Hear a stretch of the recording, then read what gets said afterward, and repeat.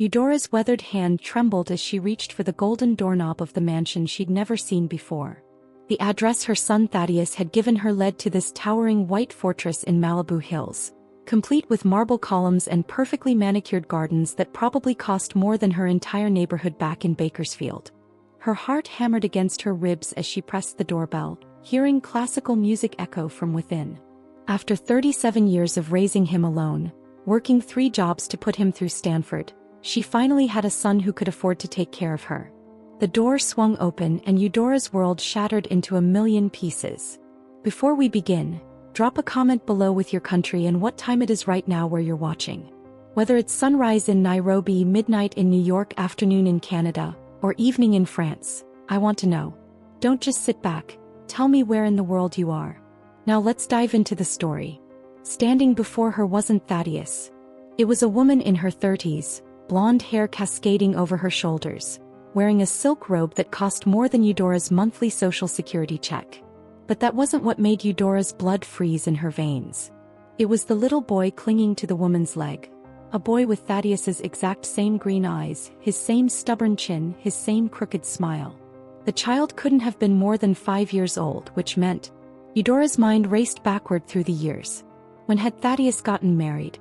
When had he become a father? Why hadn't he told her about this precious grandson she'd never known existed? "Can I help you?" the woman asked, her voice carrying the polished edge of someone who'd never known real struggle. Her blue eyes swept over Eudora's threadbare coat, her scuffed shoes, her graying hair tied back with a rubber band because she couldn't afford proper hair ties anymore.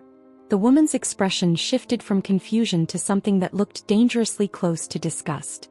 Behind her, Eudora could see marble floors stretching into rooms filled with crystal chandeliers and artwork that belonged in museums. The scent of expensive perfume and fresh orchids wafted from the house, a stark contrast to the smell of industrial soap that clung to Eudora's hands from her overnight cleaning job. "I'm looking for Thaddeus Morrison," Eudora managed to whisper, her voice cracking like autumn leaves. "I'm his mother." The words hung in the air between them like a bomb waiting to explode. The blonde woman's face went pale, then flushed red, then pale again. She glanced back into the house as if checking to see who might be listening, then looked down at the little boy who was studying Eudora with curious, innocent eyes. The child tilted his head exactly the way Thaddeus used to do when he was thinking hard about something, and Eudora felt her heart breaking all over again.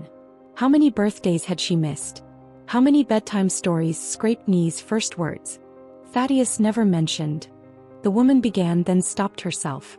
She pulled the little boy closer as if protecting him from some kind of threat. "I think there's been a mistake.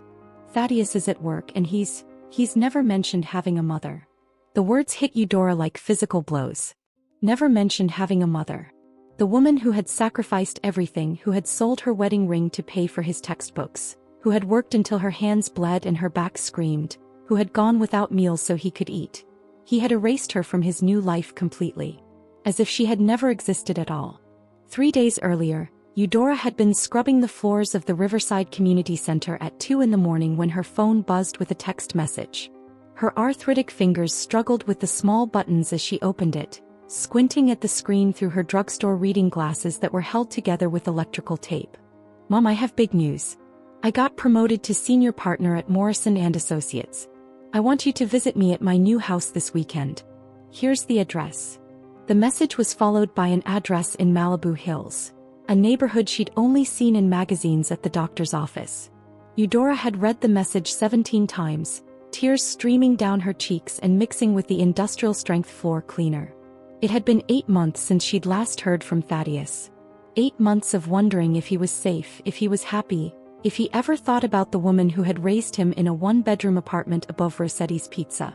She remembered how he used to climb into her bed during thunderstorms, how he'd made her breakfast on Mother's Day with eggs that were burnt on the outside and raw in the middle, how he'd promised her that someday he'd buy her a house with a garden where she could grow tomatoes and roses. The text message felt like a prayer being answered after years of silence. Her boy was successful and he wanted to see her. The next morning, Eudora had called in sick to her day job at the laundromat and spent her last $60 on a Greyhound bus ticket to Los Angeles. She'd packed her only good dress, a navy blue number she'd bought at Goodwill for her sister's funeral, and her mother's pearl earrings, the only valuable things she owned. During the 6-hour bus ride, she'd stared out the window at the California landscape rushing past, imagining what Thaddeus's house might look like. Maybe he had a guest room where she could stay when her hip got too bad for her to keep working. Maybe he'd finally found a nice girl to marry, someone who would help take care of him the way Eudora had always worried about. She'd arrived in Los Angeles as the sun was setting, painting the sky in shades of orange and purple that reminded her of the sunsets she and Thaddeus used to watch from their fire escape when he was little. The bus station was crowded with people rushing to catch their connections, families reuniting, lovers saying goodbye. Eudora had felt invisible among them, just another elderly woman with a worn suitcase and dreams that might be too big for reality. She'd taken 3 different buses to reach Malibu Hills, each one carrying her further from the world she knew and deeper into a realm of wealth she'd only imagined. Standing at the bottom of the hill where Thaddeus's house sat like a crown jewel, Eudora had felt her courage wavering. The houses here were more like monuments than homes, each one trying to outdo the next with its grandeur and extravagance. She'd walked slowly up the winding driveway, her old shoes clicking against pristine concrete, her reflection caught in the windows of luxury cars parked like sleeping giants. This was the life her sacrifices had built for her son, and she should have felt proud. Instead, she felt like an intruder in a world where she didn't belong. "There's been a mistake," the blonde woman repeated, but her voice carried less conviction now. She was studying Eudora's face with the intensity of someone trying to solve a puzzle. The little boy had wandered closer, reaching out to touch the fabric of Eudora's coat with tiny fingers that reminded her so much of Thaddeus at that age that she nearly gasped. "Grandma?" the child said suddenly, the word falling from his lips like he'd been waiting his whole life to say it. The blonde woman, who still hadn't introduced herself, jerked the boy back as if he'd touched something dangerous. "Lincoln, go play in your room," the woman said sharply, but the boy didn't move. He was staring at Eudora with those familiar green eyes, and she could see Thaddeus in every line of his face. This was her grandson. Her blood. The family she'd dreamed of for years, standing right in front of her, and yet she felt more alone than she ever had in her life. "I want to talk to the grandma lady," Lincoln said with the stubborn determination that ran in their family like a genetic trademark. "Daddy never said I had a grandma, but she looks like the pictures in his old box." The woman's face went white. "What pictures, honey?" she asked, her voice tight with something that might have been fear. Lincoln pointed toward the interior of the house. "The ones in Daddy's secret box in his office. There's a lady who looks just like her, and there's pictures of Daddy when he was little like me." Eudora felt her heart stop. Thaddeus had kept pictures of her, hidden away like some kind of shameful secret. The woman glanced back into the house again, then seemed to make a decision that would change everything. "You need to leave," the woman said, but there was desperation in her voice now instead of authority. "Thaddeus will be home soon, and if he finds you here..." She didn't finish the sentence, but the implication hung in the air like smoke. Eudora understood now. This wasn't about a mistake or confusion. This was about a choice Thaddeus had made. A choice to pretend his mother didn't exist, to build a new life on the foundation of denying where he came from. The woman knew exactly who Eudora was, and she was terrified of what would happen when Thaddeus discovered his carefully constructed lie had been exposed. "What's your name?" Eudora asked quietly, looking at the woman who was living the life she'd helped make possible. "I'm Serafina," the woman replied reluctantly. "Serafina Morrison. Thaddeus's wife." The name hit Eudora like another blow. Morrison. He'd changed his last name from Rodriguez, the name of the father who'd abandoned them when Thaddeus was 2 years old. He'd erased not just his mother, but his entire past, transforming himself into someone who could belong in this world of marble and gold.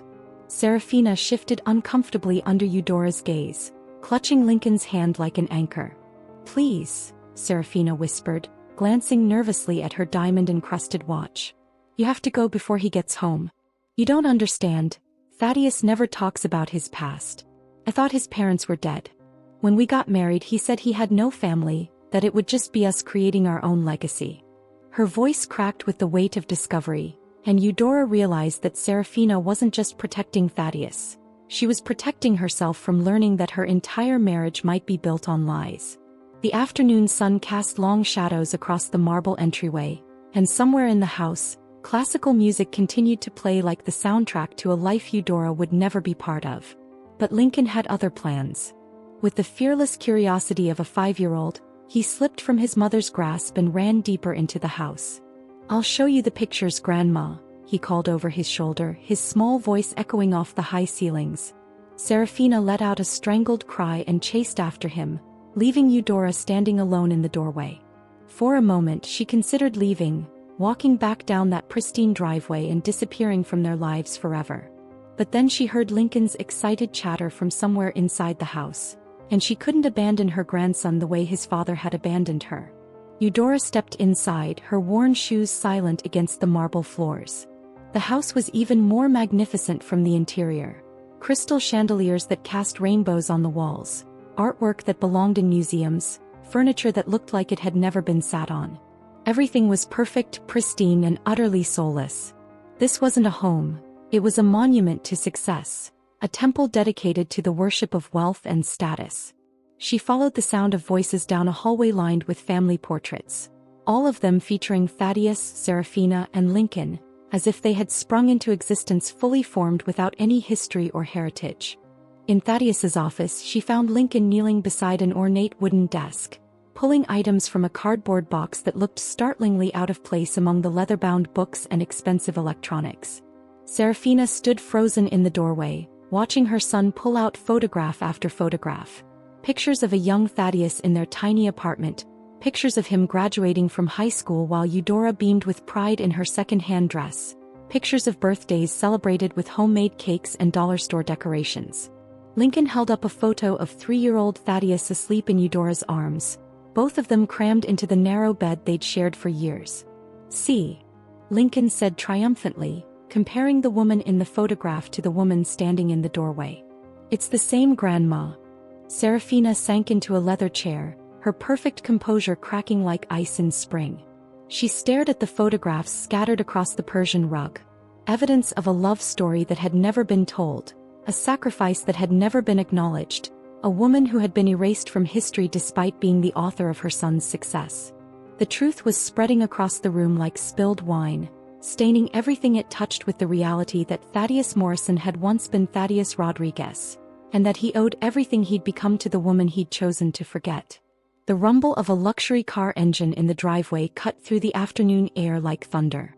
Serafina's face went pale as snow, and she began frantically stuffing the photographs back into the cardboard box. "He's home early," she whispered, her hands shaking so badly she could barely grasp the pictures. Lincoln, oblivious to the tension crackling around him like electricity, continued examining the photographs with the innocent fascination of a child discovering buried treasure.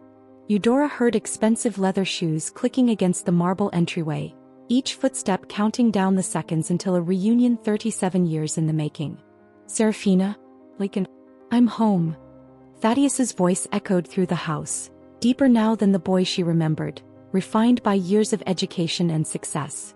Eudora's heart hammered against her ribs as she heard him moving through the house, probably loosening his silk tie, checking his gold watch, mentally transitioning from the corporate world to his carefully crafted domestic paradise. Serafina grabbed Lincoln's hand and tried to pull him toward a back exit, but the boy planted his feet stubbornly. "I want to show Daddy the grandma," he announced loudly enough for his voice to carry through the house. The clicking footsteps stopped abruptly, followed by a silence that felt like the calm before a hurricane. "What did he say?" Thaddeus's voice was closer now, moving toward the office with purpose. Eudora could hear the controlled panic in his tone, the careful modulation of someone who'd spent years perfecting the art of never letting his emotions show. She stood perfectly still among the scattered photographs, surrounded by evidence of a love that had shaped a man who now seemed determined to deny it ever existed. Serafina looked at her with pleading eyes as if begging her to hide, to disappear, to somehow undo the truth that was about to explode into their perfect world like a bomb made of memory and sacrifice. The office door swung open and there he was. Thaddeus Morrison, senior partner, millionaire, father, husband, and the little boy who used to crawl into her bed during thunderstorms. He'd grown tall and broad-shouldered, his dark hair now styled with expensive products, his skin bearing the healthy glow of someone who'd never missed a meal or worried about paying rent. He wore a suit that probably cost more than Eudora made in 6 months, and his green eyes, Lincoln's eyes, her own eyes, were sharp with intelligence and ambition. For a moment he simply stared at her as if she were a ghost materialized from his past. "Hello, Thaddeus," Eudora said quietly, her voice carrying all the love and heartbreak of their shared history. She watched as recognition flooded his features, followed immediately by something that looked like terror. His gaze darted to the photographs scattered on the floor, to his wife's stricken face, to his son's excited expression. She could see him calculating, measuring, trying to figure out how to minimize the damage to the life he'd built on the foundation of her erasure. "Mom," he whispered, and the word seemed to tear from his throat like it was made of thorns. "What are you doing here?" Thaddeus's voice carried the cold professionalism he'd learned in boardrooms, but Eudora could hear the tremor underneath, the same shakiness that used to creep into his voice when he was caught in a childhood lie. He stepped into the office with measured movements, his expensive shoes crunching on the scattered photographs of their shared past. Lincoln ran to his father, clutching one of the pictures. "Daddy, look. I found pictures of you with Grandma when you were little like me." The innocent excitement in the child's voice made the tension in the room even more unbearable. Thaddeus knelt down to Lincoln's level, but his eyes never left Eudora's face. She could see him struggling, weighing his options, trying to find a way to explain the unexplainable. "How do you tell your 5-year-old son that you've been pretending your mother doesn't exist? How do you explain to your wife that your entire foundation story, the orphan boy who pulled himself up by his bootstraps, was a carefully constructed lie?" "Lincoln, why don't you go play in your room for a few minutes?" Thaddeus said gently, but his son shook his head with the stubborn determination that ran in their family. "I want to stay with Grandma," Lincoln declared, wrapping his small arms around Eudora's legs. The gesture was so natural, so instinctive, that it brought tears to her eyes.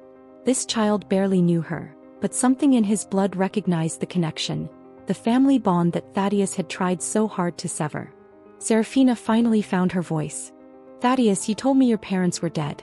You said you had no family." Her words hung in the air like an accusation, and Eudora watched her son's face cycle through a dozen different emotions: guilt, anger, fear, and something that might have been shame. "I can explain," Thaddeus began, but Serafina was already shaking her head. She looked at Eudora with new eyes, seeing not an intruder but a woman who had been systematically erased from the story of the man she'd married. "She's been alive this whole time? While you've been telling Lincoln that he has no grandparents, while I've been feeling sorry for you for being all alone in the world." Serafina's voice rose with each word, years of sympathy and understanding curdling into betrayal. Eudora could see their marriage fracturing in real time, cracks spreading like a windshield after impact. Thaddeus stood up slowly, his hands clenched at his sides. "You don't understand the whole story," he said, but there was desperation in his voice now. "I had to make choices. I had to become someone different to succeed in this world." He gestured around the opulent office, at the trappings of wealth and status that surrounded them. This life, this success, it required sacrifices. It required leaving certain things behind.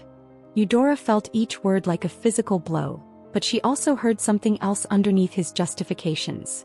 The voice of a frightened boy who was still trying to prove he was worthy of love. Sacrifices. Eudora's voice was barely a whisper, but it cut through the tension like a blade. "I worked 3 jobs to put you through Stanford. I sold my wedding ring to pay for your textbooks. I ate peanut butter sandwiches for dinner so you could have meat with your meals. I wore the same dress to every important event in your life because every dollar went to your future. Those were sacrifices, Thaddeus. What you did was abandonment." The words poured out of her like water through a broken dam, years of suppressed hurt and confusion finally finding their voice. Thaddeus's face flushed red, and she could see the angry, defensive boy he'd been at 15 when she'd confronted him about his grades. "You think it was easy for me? You think I wanted to cut ties with my past?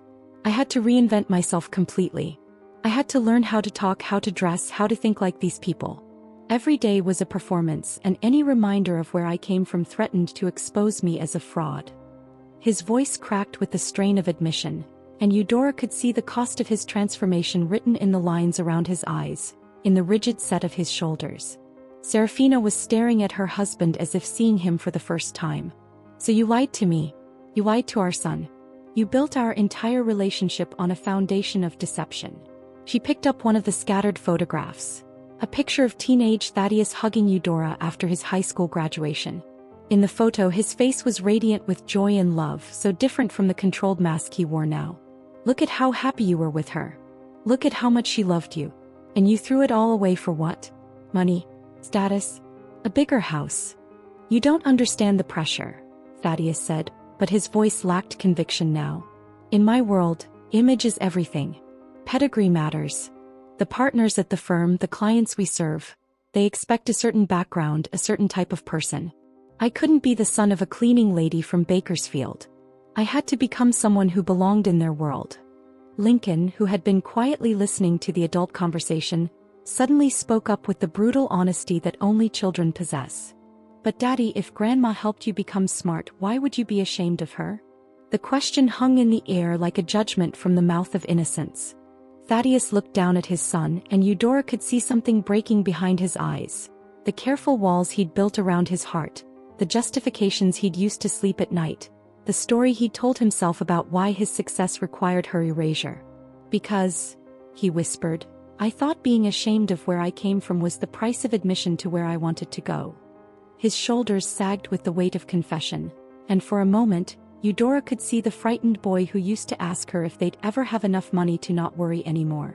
The silence that followed was deafening, broken only by the ticking of an antique clock that probably cost more than Eudora's yearly income.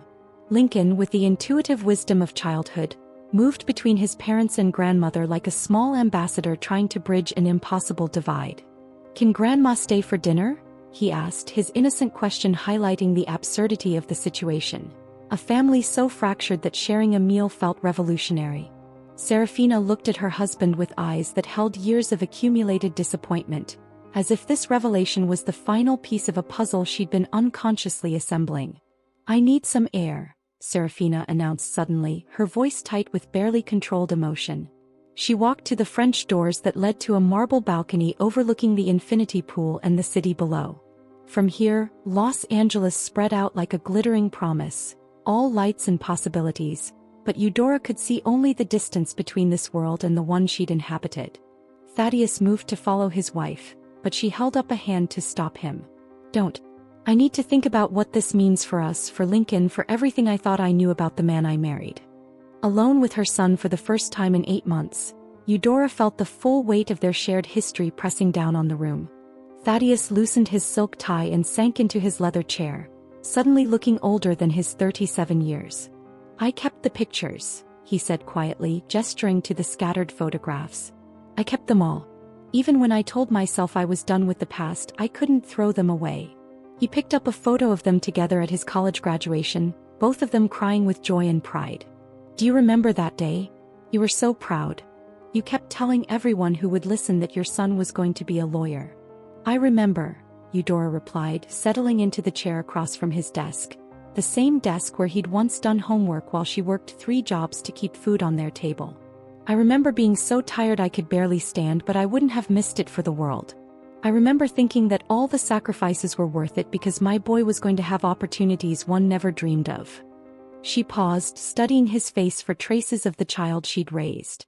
I just never imagined that success would mean losing you completely. Thaddeus buried his face in his hands, his expensive manicure contrasting sharply with the gesture of defeat. I thought I could compartmentalize it all. Keep my old life separate from my new one. I told myself it was better for everyone, that you'd be prouder of me if you could see what I'd become even from a distance. He looked up at her with eyes full of tears he hadn't allowed himself to shed in years. But the distance kept growing, and eventually, it became easier to pretend the past never happened than to explain why I couldn't bridge the gap between who I was and who I'd become. Lincoln, who had been quietly arranging the photographs into neat piles, suddenly spoke up. Daddy, in the pictures you look happy with Grandma. Happier than you look now. The observation was delivered with the matter-of-fact honesty of a child, but it landed with the force of a revelation. Thaddeus stared at his son, then at the photographs, then at his mother, as if seeing clearly for the first time in years the cost of the choices he'd made in pursuit of a life that looked perfect from the outside but felt hollow at its core. Serafina returned from the balcony with tear-stained cheeks and a resolve that hadn't been there before. She looked at the photographs spread across the Persian rug like evidence in a trial, then at her husband, then at the woman who had shaped the man she'd married but never been allowed to know. "I've been thinking," she said, her voice steady despite the emotional earthquake that had shaken their world. "Lincoln deserves to know his grandmother. I deserve to know that you had a mother who loved you enough to sacrifice her own comfort for your future. And she," Serafina looked directly at Eudora, "deserves better than being erased from the story of her own son's success." Thaddeus stood up abruptly, pacing to the window that offered a panoramic view of the city he'd conquered through calculated abandonment of his past. "You make it sound so simple, but you don't understand the complexity of maintaining this kind of life. The expectations, the image, the careful balance of it all." His words sounded hollow even to himself, justifications worn thin by years of repetition. Lincoln tugged on his father's expensive suit jacket. "Daddy, why can't we just love Grandma and be rich too? Why do we have to choose?" The question stopped Thaddeus mid-pace. Out of the mouths of babes came the wisdom that his adult sophistication had obscured. Love and success weren't mutually exclusive unless you made them so. Eudora watched her son grapple with a truth so simple it was revolutionary. That the very foundation of his success, the love and sacrifice that had made his achievements possible, was something to be celebrated rather than hidden. She could see the moment when his carefully constructed worldview began to crumble, replaced by something more authentic and infinitely more valuable. "Your father," Eudora said quietly, "never got to see you graduate from college, never got to see you become a lawyer, never got to meet his grandson. He left us when you were 2 because he couldn't handle the responsibility of family." She picked up a photograph of toddler Thaddeus reaching up to her from his crib. "I promised myself that I would never abandon you the way he abandoned us. But maybe, in trying so hard to belong in a world that demands perfection, you forgot that the people who love you unconditionally are the ones who knew you before you were perfect." Thaddeus sank back into his chair, the weight of recognition heavy on his shoulders. "I became the thing I hated most," he whispered. "I became the person who abandons family. I did to you what he did to us." The admission hung in the air like a confession that had been years in the making. Serafina moved closer to her husband, her anger softening into something that might have been compassion. "It doesn't have to stay that way," she said. "You can choose differently. We all can choose differently." Lincoln, with the impatient optimism of childhood, climbed onto his father's lap. "So can Grandma stay for dinner now?" he asked, his question cutting through the heavy atmosphere like sunlight through storm clouds. Thaddeus looked at his son, then at his wife, then at his mother. The woman who had given him everything and asked for nothing except acknowledgement of her existence. "Yes," he said, his voice breaking on the word. "Grandma can stay for dinner. And breakfast. And for as long as she wants to be part of our lives." 6 months later, Eudora stood in the garden behind Thaddeus's house, watching Lincoln chase butterflies among the roses she'd planted with her own hands. The earth between her fingers felt like redemption, each flower a symbol of growth and renewal. Her hip didn't hurt as much now that she wasn't working 3 jobs, and her hands were healing from years of industrial cleaning chemicals. She'd moved into the guest house, a small but elegant space that felt like a palace compared to her old apartment in Bakersfield. But more importantly, she was home in a way that had nothing to do with addresses and everything to do with being surrounded by people who valued her presence. Thaddeus emerged from the main house carrying 2 cups of coffee, his movements more relaxed than they'd been in years. He'd started therapy, something he'd initially resisted but now embraced as necessary for understanding the shame and fear that had driven his choices. "The partners at the firm want to meet you," he said, settling beside her on the garden bench he'd had installed for their morning talks. "I told them about the woman who made my success possible, and they're eager to hear your story." The pride in his voice was genuine now, uncomplicated by the fear that had once made him hide his origins. Serafina appeared in the doorway, phone in hand, smiling with the warmth that had become her default expression since the family had begun healing. "That was the publisher," she announced. "They want to move forward with the book project." She was helping Eudora write her memoir, a story of sacrifice, love, and the redemptive power of families choosing to fight for each other rather than abandon what makes them inconvenient. The book deal had been Serafina's idea, her way of ensuring that Eudora's story would inspire other families fractured by the pursuit of success without soul. Lincoln ran over to them, his clothes dirty with garden soil and his face bright with the joy of a child who had gained not just a grandmother but a sense of roots that anchored him to something deeper than wealth. "Grandma, "Will you tell me the story about when Daddy was little and tried to cook you breakfast?" he asked, climbing onto her lap with the easy affection of a relationship that had grown strong in the months since their reunion. These stories had become precious family currency, tales that connected Lincoln to his father's humanity and helped Thaddeus remember who he'd been before success had made him afraid of his own history.